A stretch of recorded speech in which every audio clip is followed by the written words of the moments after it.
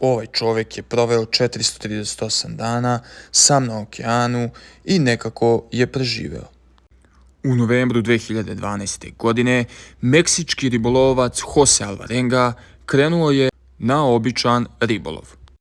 Ali tada je stigla ogromna oluja. Njegov čamac je izgubio mogućnost da se vrati prema obali, a Alvarenga je ostao potpuno sam na otvorenom Tihom okeanu. Bez hrane, bez plitke vode, bez motora.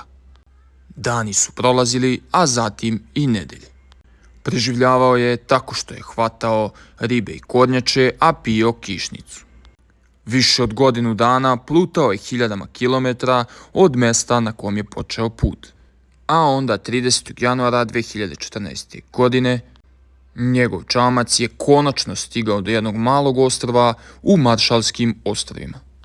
Meštani su pronašli čoveka koji je izgledao kao da je upravo izašao iz druge stvarnosti. Preživeo je više od godine na otvorenom okeanu.